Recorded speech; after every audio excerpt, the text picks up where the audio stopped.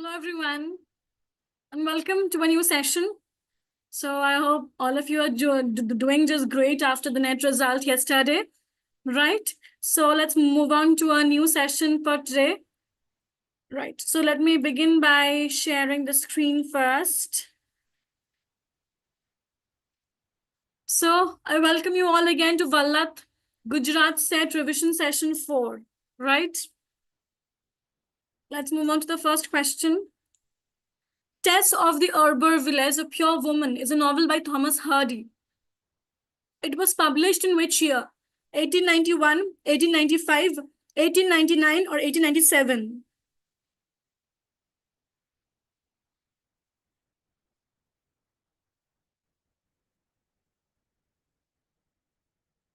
Yes, it was published in 1891. Okay, so Tess,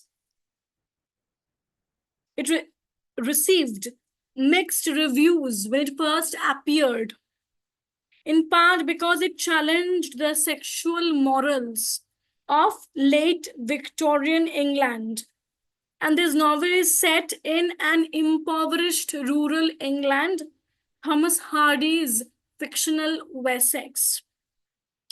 Chronology of the novels is very important, right? So Tess was published in 1891. Okay, next. Jane Austen borrowed the title of Pride and Prejudice from which work? Evelina, Cecilia, Amelia, or Tom Jones?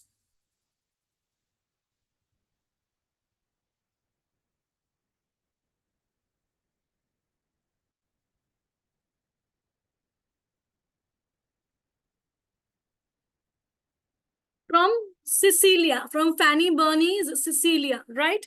So Pride and Prejudice, second novel by Jane Austen, published in 1813. It's a novel of manners and follows the character development of Elizabeth Bennet, the protagonist of the book, who learns about the repercussions of hasty judgments and comes to appreciate the difference between superficial goodness and actual goodness. And this title has been borrowed from Fanny Burney's novel Cecilia, right? Okay, next. Oh, for a draught of vintage that had been cooled a long age in the deep delved earth. These lines were written by which poet? Coleridge, Keats, Thomas de Quincey, or none of the above?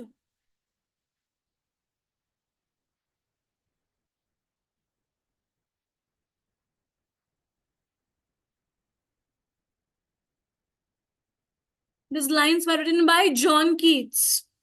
And these lines have been taken from Ode to a Nightingale, right? Ode to a Nightingale is a poem by Keats written in the garden of Spaniards Inn, Hampstead, London, or according to Keats' friend Charles Armitage Brown, under a plum tree in the garden of Keats's house at Wentworth Place, also in Hampstead. According to Brown, a nightingale had built its nest near the house that he shared with Keats in the spring of 1819. Inspired by the bird's song, Keats composed the poem in one day. It soon became one of his 1819 odes and was first published in Annals of the Fine Arts the following July. The poem is one of the most frequently anthologized in the English language. We all have read this ode, right? So it's a very important work of Keats. So do read up his odes. Try to get the try to get accustomed to the writing style of this poets. Try to read these poems and see what are the opening lines, what are the closing lines, what these poems talk about, the thematic significance. Okay, right. Next. She Walks in Beauty is a short lyrical poem in iambic tetrameter by whom? Who wrote this lyrical poem? Wordsworth, Byron, Sade, Shelley.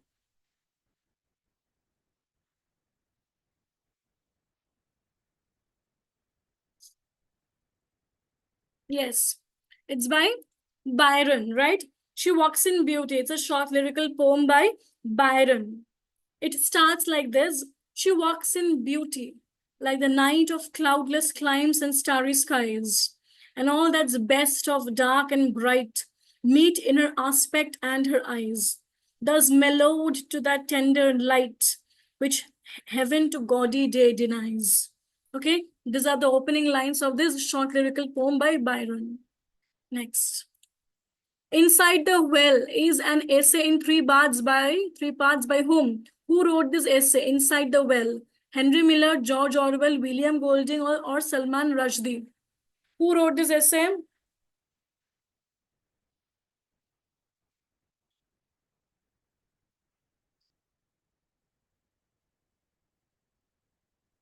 Yes, it's by George Orwell, right? Inside the Well is an essay by George Orwell, and it is primarily a review of Tropic of Cancer by Henry Miller, with Orwell discoursing more widely over English literature in the 1920s and 30s. The biblical story of Jonah and the well is used as a metaphor for accepting experience without seeking to change it. Jonah inside the well being comfortably protected from the problems of the outside world. It was published alongside two other pieces by Orwell in 1940. Okay, and this essay was published in Orwell's first collection of essays called Inside the Well and Other Essays. Right? Okay. And before I proceed, I hope many of you have enrolled for this wonderful course. We are starting from tomorrow, right? Tomorrow is 19th October, and so from tomorrow we're starting this amazing course of post-humanism and its networks by Professor Ashijit Datta. The fee is just rupees 500, so just enroll for this course from our official website vallath.in. So do enroll and then see you tomorrow. Right. Next, The Devils of Loudon is a 1952 non-fiction novel by whom? Aldous Huxley, D.H. Lawrence, Doris Lessing, or Iris Murdoch?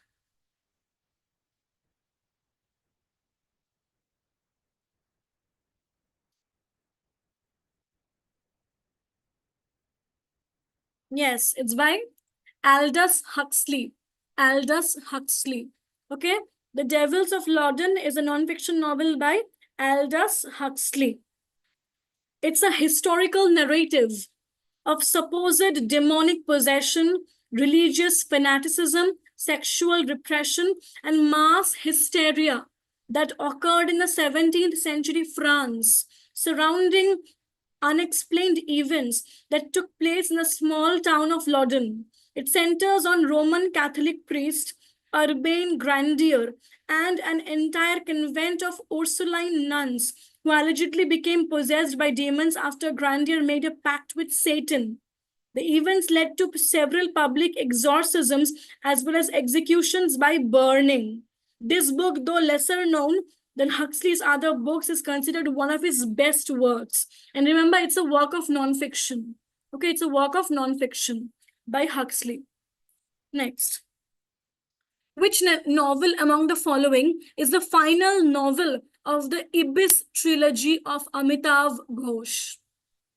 The Shadow Lines, The Hungry Tide, Sea of Poppies, or Gun Island? Which is the final novel of Ibis Trilogy of Amitav Ghosh? It is obviously, tell me. Sea of Poppies, right? Sea of Poppies. The Ibis Trilogy is a work of historical fiction by Amitav Ghosh. And this trilogy consists of three novels: Sea of Poppies, River of Smoke, and Flood of Fire. It's a work of post-colonial literature, and the story is set across the Indian Ocean region during 1830s in the lead up to the First Opium War. It particularly focuses on the trade of opium between India and China and the trafficking of girmitiyas to Mauritius. Rather seeing this as the final novel, you can also see this as a part of the Ibis Trilogy, right?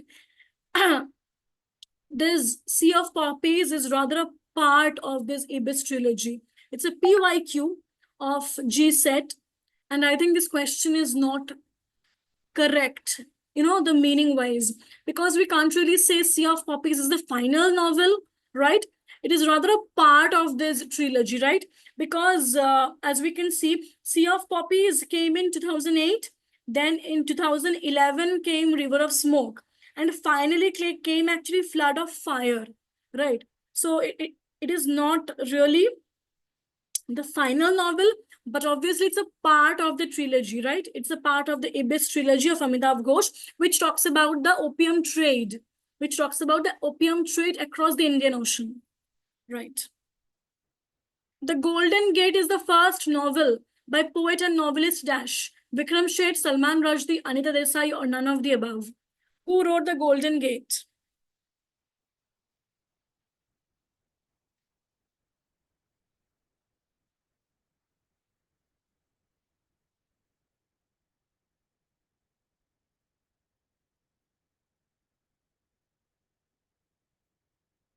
It's by Vikram Seth.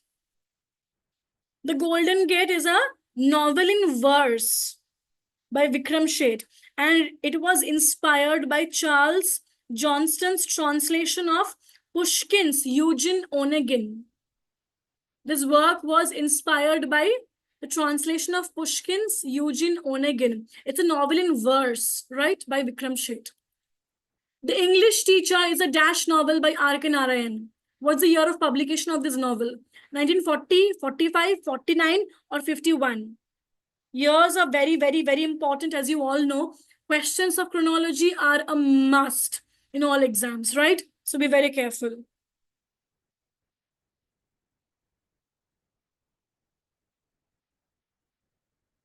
Whenever you are reading a work, first memorize the year, right? Otherwise, you will end up losing many marks.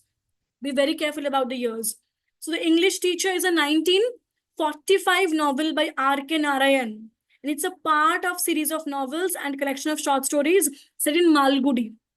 The English Teacher was preceded by Swami and Friends, The Bachelor of Arts, and Malgudi Days, and followed by Mr. Sampath, the printer of Malgudi. So it's a series of novels set in Malgudi, right? The fictional place created by R.K. Narayan. And it was published in 1945. The English Teacher, 1945. Clear? Across the Black Waters is an English novel by Dash, first published in 1939. It describes the experience of Lalu, a sepoy in the Indian army fighting on behalf of Britain against the Germans in France during World War I. So, who wrote this novel Across the Black Waters? Mulk Raj Anand, Raja Rao, Bhabani Bhattacharya, or none of the above? And see, this novel talks about this person called Lalu, who is a fighter, who is fighting on behalf of Britain against the Germans in France during World War One. Yes, it was Mulk Raj Anand who wrote the novel Across the Black Waters, 1939. 1939. Okay, next. Choose the wrongly matched pair. Here we have some words. All of them are correctly matched except one. Tell me which work is wrongly matched. The Voyage of the Beagle by Charles Darwin. The Ego and the Id, Carl Jung. Actually, I have given here two wrong matched, I think. I will correct it. Okay, wait.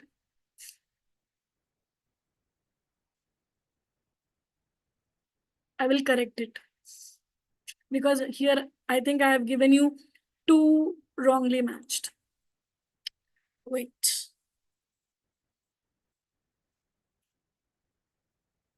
I will correct it and then show you. Because I was thinking of something else and I put down something else.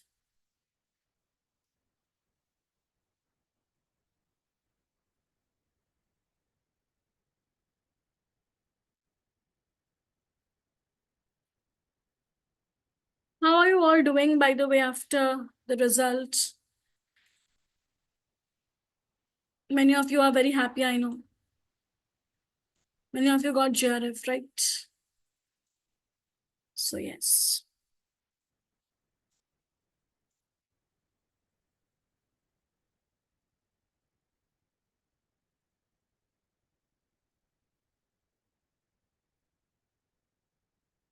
Now tell me, many of you have seen the answer, I think. The Voyage of the Beagle by Charles Darwin, The Ego and the Id is by Sigmund Freud, Wit and Humor by Leigh Hunt, On the Pleasure of Hating by Charles Lamb. Which is the wrongly matched pair here? Let me see what you all are saying. I haven't seen the chat.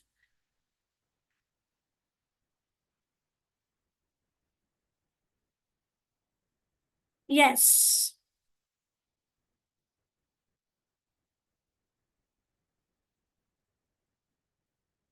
On the Pleasures of Hating.